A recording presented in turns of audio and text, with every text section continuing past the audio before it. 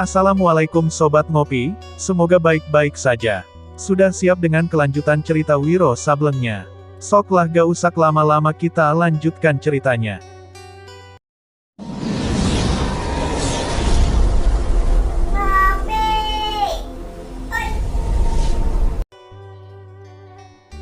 Cerita pun berlanjut di mana nenek kelewang merah berhasil dipukul mundur. Namun tak berselang lama muncullah satu sosok bernama Resi Godapati dan memberikan tantangan. Dewa Pedang maklum jika perkataan tersebut merupakan sebuah tantangan.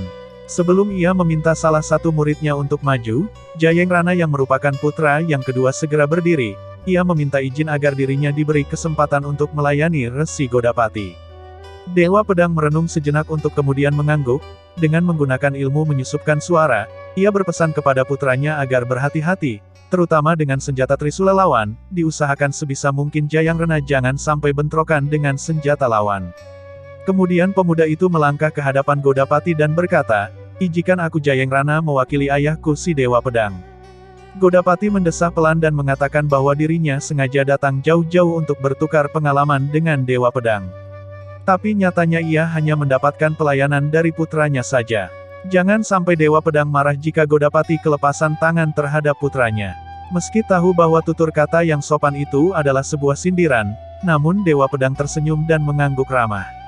Maka dari balik jubah ungunya, Resi Godapati segera mengeluarkan sebuah tombak yang terbuat dari emas dan bermata tiga.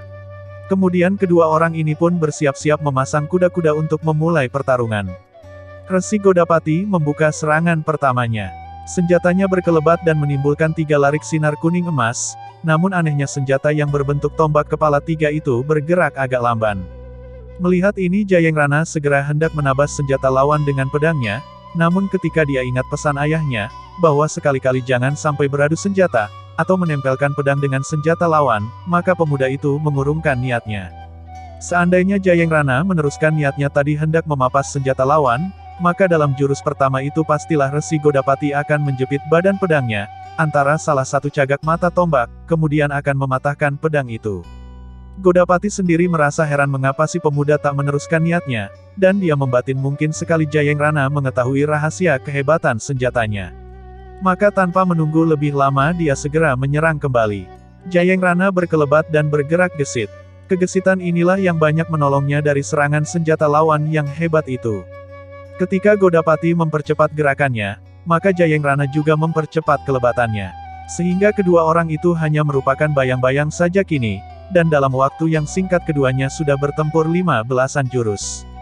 Para tamu yang hadir dan pihak tuan rumah sendiri menyaksikan pertempuran itu dengan mata hampir tak berkedip. Sudah beberapa kali Jayengrana mengeluarkan jurus-jurus terlihai dari permainan pedang partai Telaga Wangi, namun sampai begitu jauh tak berhasil membuat kemajuan. Resi Godapati sendiri sampai saat itu belum bisa menembus pertahanan lawan. Berkali-kali dia berusaha untuk menjepit pedang Jayengrana, tapi si pemuda senantiasa menjauhkan pedangnya dari ujung tombak Trisula itu. Ketika pertempuran sudah berjalan 25 jurus, Resi Godapati mulai menjadi penasaran. Di samping itu telinganya mulai mendengar ejekan-ejekan para tamu di sekitar panggung yang membuat dia jadi kehilangan muka. Jika 3 jurus lagi kau tak mampu mengalahkan pemuda itu, sebaiknya kembali saja ke Pulau Wuhutan dan tak usah munculkan diri lagi di dunia persilatan. Terdengar suara mengejek dari panggung sebelah barat. Suara ini adalah suara manusia yang tadi pertama kali juga telah mengejek si bayangan setan. Godapati tangan kirinya dengan cepat mengambil sesuatu dari saku jubahnya, dan sesaat kemudian melesatlah puluhan jarum emas yang menjadi senjata rahasia Godapati menyerang ke arah Jayengrana. Dan pada detik itu pula laksana seekor burung Garuda menyambar mangsanya, maka menukiklah Jayengrana. Pedangnya menyambar deras ke arah leher lawan. Resi Godapati cepat menangkis dengan senjatanya. Karena Jayengrana tak mau bentrokan senjata, maka dengan cepat dan tak terduga sama sekali, pemuda itu gerakan pedang membuat satu tusukan kilat ke arah dada lawan. Demikian cepatnya sehingga Godapati tak punya kesempatan untuk menangkis kembali. Terpaksa resi itu melompat ke belakang.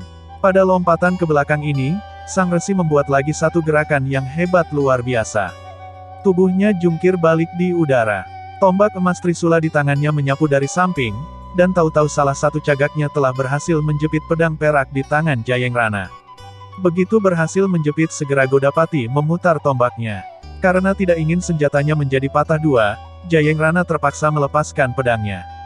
Begitu pedangnya dirampas lawan, dengan kecepatan laksana kilat pemuda itu jatuhkan diri ke lantai. Dan sekali Jayengrana gerakkan tangannya, maka robeklah jubah ungu Resi Godapati.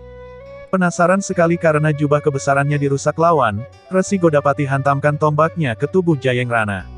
Yang diserang menggulingkan dirinya dengan cepat, dan sekejapan mata kemudian tombak kepala tiga itu menancap di lantai papan panggung sampai setengahnya. Para tamu yang hadir bersorak melihat pertempuran yang hebat itu. Jayengrana berdiri dengan cepat, sementara Resi Godapati mencabut senjatanya yang amblas ke dalam lantai lalu menyimpannya kembali ke balik jubah ungunya. Dia memandang pada ketua partai Telaga Wangi. Menganggukkan kepala lalu berkata, "Dewa Pedang, ternyata putramu telah sanggup menyuguhkan satu permainan yang berharga kepadaku. Memang tidak percuma kalau kau berhasrat mendirikan satu partai besar dengan anggota-anggota yang berkepandaian tinggi macam anakmu." Dewa Pedang tertawa cerah. Siapa yang akan menyangka kalau seorang tokoh silat golongan hitam seperti Godapati mau bicara dan bersikap jujur seperti itu. Terima kasih Resi Godapati. Jikalau penyambutan kami terhadapmu kurang baik mohon dimaafkan, kata Dewa Pedang pula. Secara nyata memang puteranya telah dikalahkan oleh Resi Kosen itu, meskipun Jayengrana tidak begitu kehilangan muka, karena dia juga berhasil merobek jubah lawannya. Sekali lagi Resi Godapati menganggukkan kepalanya.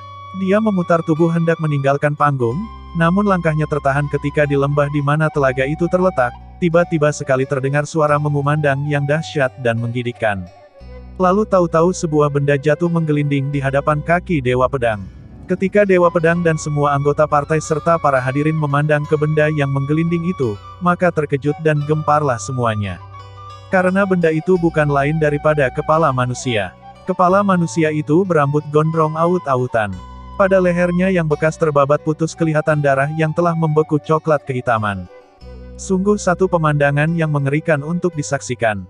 Melihat kepada keadaan muka dan kepala itu serta baunya yang busuk sekali. Nyatalah bahwa manusia itu telah menemui ajalnya setidaknya mungkin sekitar 1 minggu atau lebih. Dewa Pedang sendiri yang menyaksikan kepala manusia itu jadi mengerutkan kening.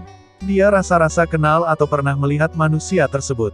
Pada detik dia coba mengingat-ingat, maka pada saat itu pula sesosok tubuh manusia berkelebat dan berdiri di atas panggung sambil tertawa tiada hentinya.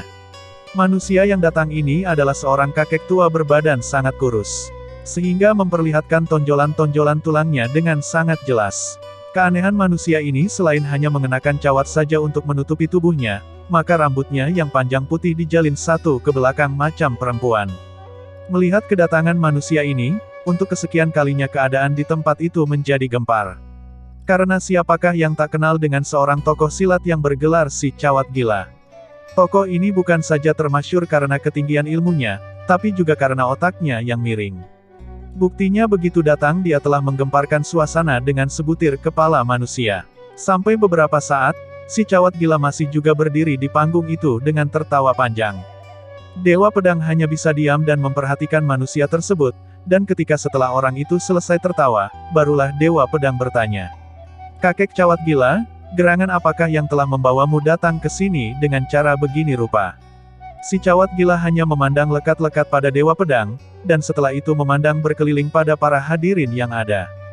Tokoh silat berotak miring ini menganggukkan kepalanya beberapa kali, kemudian berkata, "Jadi betul rupanya aku telah sampai di kaki Gunung Merapi. Betul rupanya aku telah sampai di tepi telaga tempat peresmian berdirinya Partai Telaga Wangi."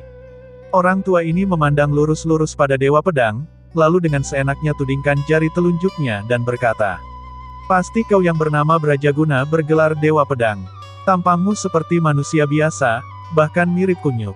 Kenapa pakai gelar dewa segala? Apa kau keturunan atau titisan dewa?" Mendengar ejek penghinaan ini, maka melompatlah dua orang pengurus partai yaitu Klabang Songo dan Rahgundala. Rahgundala membentak si Cawat Gila agar meminta maaf kepada ketua partai. Si Cawat Gila memberikan jawaban dengan lambaian tangan kanannya. Satu gelombang angin dahsyat keluar dari telapak tangannya, serangan ini dengan kejam melabrak tubuh Rahgundala, hingga terpental keluar panggung dan memuntahkan seteguk darah lalu pingsan. Melihat serangan yang mendadak ini membuat Klabang Songo menjadi murka, ia segera menyerang si Cawat Gila dengan pedangnya. Namun serangan ini dengan sangat mudah mampu dihindarkan oleh si Cawat Gila. Dan sekali ia lambaikan tangannya, maka kejadian serupa pun menimpa Klabang Songo. Tubuhnya mencelat keluar panggung dan tercebur ke dalam telaga. Tiba-tiba terdengar bentakan keras disertai selarik sinar putih menderu di depan hidungnya. Si cawat gila terkejut dan segera melompat ke belakang. Orang yang menyerangnya ternyata adalah Jayeng Rana. Ketika melihat siapa penyerangnya, maka dia terlebih dahulu tertawa gelak-gelak. Si cawat gila berkata, ia datang untuk mencari si Dewa Pedang. Tapi jika anak-anaknya yang datang menghadapinya, maka dengan senang hati akan ia bikin mampus semuanya. Semua mata memandang tak berkedip ke atas panggung sedang hati mereka bertanya-tanya, gerangan apakah yang membuat si cawat gila munculkan diri dan turun tangan sedemikian ganasnya. Sementara Jayeng Rana segera menyerang dan mengurung si cawat gila dari segala arah. Suaranya menderu sedang tubuh Jayeng Rana hanya tinggal bayangannya saja yang kelihatan. Jayeng Rana tanpa ragu mengeluarkan jurus terhebatnya. Serangan pertama ia buka dengan jurus 7 naga menyambar rembulan, kemudian disusul dengan naga sakti sabetkan ekor dan disusul dengan jurus ular sanca keluar sarang mematuk gunung. Tapi si cawat gila melayani serangan tersebut sambil tertawa-tawa dan berkata, percuma saja jika bocah ini menyerangnya dengan jurus yang tidak berguna itu. Lebih baik ajak semua anak Dewa Pedang agar menyerangnya secara berjamaah. Tak berselang lama dari kata-katanya keluar, tiba-tiba seperti seekor harimau menerkam mangsa, tangan kanan si cawat gila dengan sangat cepat merampas pedang Jayeng Rana. Kejadian ini sontak membuat Jayeng Rana terkejut, dan sebelum ia sempat bertindak, satu tangan yang lain dengan telak menghantam kepalanya. Pemuda ini terpelanting 8 tombak keluar panggung dengan kondisi kepala pecah dan tanpa nyawa. Melihat kematian Jayeng Rana yang mengenaskan, membuat Suwita istri si Dewa Pedang menjadi murka. Ia segera menyerang si cawat gila dengan seluruh kehebatan ilmu pedangnya. Kemudian menyusul 2 sosok ikut menyerang bersamanya.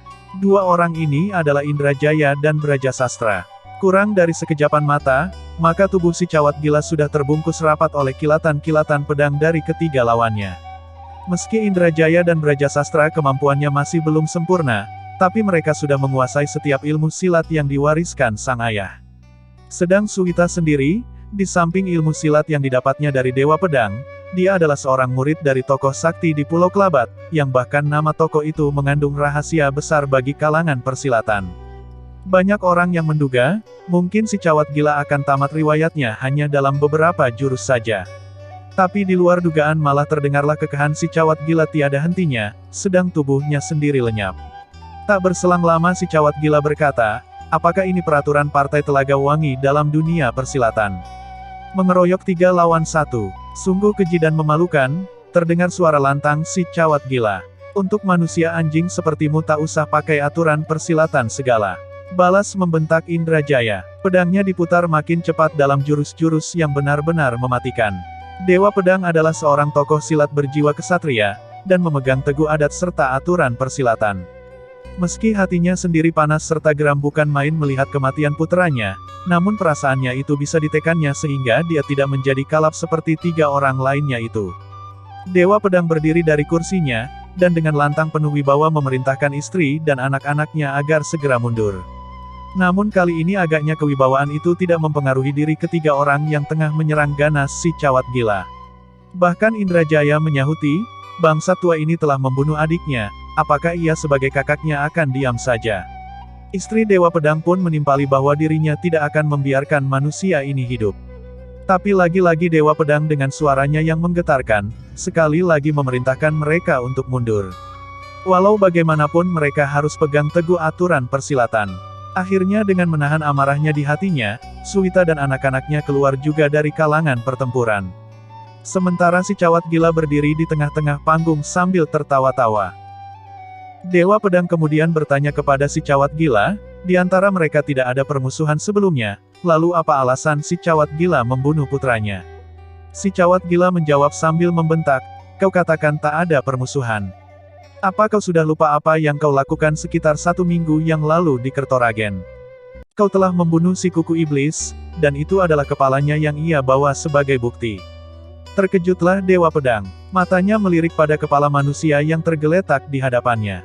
Sekitar 1 minggu yang lalu, Dewa Pedang memang pernah membunuh seorang kepala rampok yang berjuluk si kuku iblis. Hal ini terjadi di satu rimba belantara, yaitu ketika si kuku iblis dan 5 anak buahnya hendak merampok sebuah kereta barang yang lewat dalam hutan. Sewaktu kepala itu tadi dilemparkan oleh si cawat gila di hadapannya, memang dia rasa-rasa kenal dengan paras itu, namun karena keadaannya yang sangat rusak serta berselimutan darah, maka sukar lagi bagi Dewa Pedang untuk mengenali siapa adanya kepala manusia itu. Mendengar ucapan si cawat gila, Dewa Pedang segera maklum bahwa antara si kuku iblis dengan si cawat gila pasti ada hubungan tertentu. Maka menjawablah ketua partai Telaga Wangi itu, apa yang telah dilakukan oleh si kuku iblis adalah akibat dari kejahatannya sendiri, dan manusia seperti dia pantas menerima ganjaran seperti itu. Lalu ada hubungan apa antara cawat gila dengan si kuku iblis? Si cawat gila menjawab bahwa si kuku iblis adalah adiknya. Apakah hal ini cukup untuk memberinya alasan? Dewa Pedang dan hampir semua tamu yang hadir, barulah hari itu mengetahui bahwa si kuku iblis adalah adik si cawat gila. Di saat si cawat gila hendak menyerang, sudut matanya menangkap seseorang melangkah ke arahnya yang sedang berdiri berhadap-hadapan dengan Dewa Pedang. Ketika dia menoleh ternyata orang ini adalah Resi Godapati atau 3 tombak emas Trisula, yang sejak tadi masih berdiri di atas panggung itu. Godapati seperti orang bijak coba menasehati cawat gila, tapi nasihat ini dibalas dengan bentakan. Akhirnya adu bacot pun terjadi di antara mereka. Hingga akhirnya, si cawat merah tiba-tiba meraung dahsyat. Kedua tangannya dipukulkan dan angin laksana topan menggebubu. Resi Godapati melompat 6 tombak dan ayunkan tombak Trisulanya ke arah lawan, lalu ia susul dengan tendangan. Hebatnya, sebelum tombak dan 2 tendangan mencapai sasaran, tahu-tahu ketiga serangan tersebut sudah berubah arah ke bagian tubuh yang lain dari si cawat gila. Geram dan kaget juga si cawat gila melihat serangan lawan ini. Tubuhnya yang kurus kering itu berkelebat ganas, kedua tangan sambar menyambar menimbulkan angin deras. Di lain pihak Resi Godapati tiada henti mengirimkan serangan tombak emasnya, yang sekaligus juga merupakan senjata pembenteng tubuhnya. Setelah 5 jurus berlalu, dan dia masih belum dapat membuat suatu apa terhadap lawannya, maka marahlah si cawat gila. Sambil meraung keras, tiba-tiba tubuh si cawat gila lenyap, dan 2 tangan dan 2 kakinya bergerak tak kelihatan. Kemudian terdengarlah jeritan Resi Godapati. Tombak emasnya kelihatan mental ke udara, sedang tubuhnya sendiri terlempar ke bawah panggung. Resi ini coba duduk bersila untuk mengalirkan tenaga dalam dan mengobati lukanya. Namun tulang dadanya sudah hancur dan iga-iganya telah patah. Hanya sesaat saja tubuhnya duduk bersila, sesudah itu Godapati rebah ke tanah tanpa nyawa. Suasana seketika hening seperti di pekuburan. Si cawat gila tertawa membahak. Kemudian diputarnya tubuhnya menghadapi Dewa Pedang yang berdiri 9 tombak di depannya. Dia menyeringai dan berkata, "Kematianmu lebih buruk dari Resi Keparat itu, Dewa Pedang." Perkataannya itu langsung saja ditutup dengan satu serangan dahsyat. Tangan kanan mencengkeram ke muka, sedang tendangan kaki kiri menyeruak ke bawah selangkangan. Dewa Pedang yang memang sudah hampir hilang kesabarannya, serta dendam terhadap kematian puteranya kini tidak tinggal diam. Tubuhnya merunduk, sedang kedua tangan dipukulkan ke muka.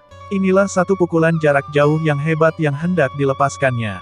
Ketika kedua tangan Dewa Pedang kelihatan bergerak ke depan, maka si cawat gila merasakan tubuhnya yang melesat di udara itu, seperti menerima tekanan yang hebat. Tubuhnya terhuyung-huyung dan saat itu juga serangannya buyar. Kaget sekali dia jadinya. Tak salah kalau adiknya si kuku iblis menemui ajal di tangan ketua partai Telaga Wangi, yang nyatanya memiliki ilmu pukulan tangan kosong demikian hebatnya. Didahului dengan bentakan menggeledek, maka kelihatanlah tubuh si cawat gila menukik ke bawah. Laksana seorang perenang yang tengah menyelam dan tahu-tahu kedua tinjunya sudah menjotos ke perut dan dada Dewa Pedang. Dewa Pedang dengan beringas sambuti tinju lawan dengan tinju pula. 2 tinju yang mengandung tenaga dalam yang sangat tinggi itu sama-sama beradu dan mengeluarkan suara keras. Akibatnya juga hebat. Tubuh Dewa Pedang terbanting ke belakang. Kalau saja ilmu meringankan tubuhnya tidak sempurna, pastilah dia akan terus jatuh duduk atau terjengkang di lantai panggung. Sebaliknya si cawat gila sendiri kelihatan terpelanting ke belakang sampai 1 tombak. Untuk kedua kalinya tokoh silat berotak miring ini jadi terkejut. Sebelumnya bila seorang lawan berani menyambuti 2 jotosannya, kalau tidak hancur kedua tangannya, pasti akan terluka tubuhnya di sebelah dalam. Tapi di saat itu dilihatnya Dewa Pedang masih berdiri dan dalam keadaan segar bugar. Hanya kedua tangannya saja yang kelihatan kemerah-merahan.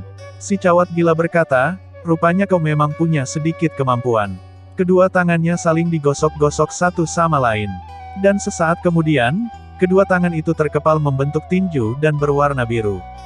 Dewa Pedang maklum, kalau lawan hendak mengeluarkan ilmu pukulannya yang dahsyat. Karenanya segera dia bersiap-siap. Para penonton keseluruhannya menahan nafas melihat pertempuran yang bukan main hebatnya ini. Cawat Gila mengangkat kedua tangannya sejajar dan sama tingginya dengan kepalanya yang bermuka cekung itu. Tampangnya kelihatan semakin angker. Ia berkata, selama ia memiliki ilmu pukulan siluman biru, tak satu manusia pun yang sanggup menahannya. Telah 240 tokoh silat yang mampus di tangannya, dan Dewa Pedang akan menjadi korban yang ke-241. Mendengar nama pukulan yang bakal dilancarkan oleh lawannya, maka Dewa Pedang lipat gandakan tenaga dalamnya. Dan di saat itulah si Cawat Gila dengan suara tertawa melengking menyerbu ke muka. Dua larik sinar biru melesat dan menukik ke arah kepala Dewa Pedang. Ketua Partai Telaga Wangi ini cepat berkelit dan balas mengirimkan sodokan siku ke arah tulang iga lawan. Namun dengan lipatkan lututnya, si Cawat Gila berhasil membuyarkan sodokan siku Dewa Pedang, sedang kedua tinjunya kiri dan kanan masih terus menderu deras ke batok kepala Dewa Pedang. Dewa Pedang ragu-ragu untuk menangkis pukulan lawan, karenanya dengan cepat membuang diri ke samping. Dua pukulan si Cawat Gila lewat menderu di sisinya dan mengenai lantai panggung. Lantai panggung yang terbuat dari papan tebal patah dan pecah kena dihantam angin pukulan siluman biru, yang dilancarkan oleh si Cawat Gila. Dapatlah dibayangkan bagaimana hebatnya ilmu pukulan itu. Dewa Pedang sendiri terkejutnya bukan main. Kini si Dewa Pedang tidak punya pilihan lain, selain mengeluarkan semua ilmu simpanan dari jurus-jurus pedangnya. Kini pertempuran pun menjadi semakin dahsyat. Sinar biru dan sinar putih saling berkelebat dan bertabrakan di udara, membuat panggung itu bergetar hebat. Di saat pertempuran berjalan seru-serunya itu, di saat semua mata hampir tak berkedip memandang ke atas panggung, maka terdengarlah pekikan-pekikan dahsyat yang memerintahkan kedua orang itu untuk berhenti bertarung. Dan pada saat itu pula semua mata menangkap bayangan 4 sosok tubuh manusia. Kemudian kelihatanlah 4 sosok tubuh gadis berbadan ramping bagus berdiri di atas panggung. Ketika diperhatikan parasnya, maka gemparlah suasana mereka yang hadir. Bagaimana tidak, keempat gadis berbadan langsing bagus dan berkulit kuning mulus itu, memiliki paras-paras yang mengerikan. Yakni paras tengkorak.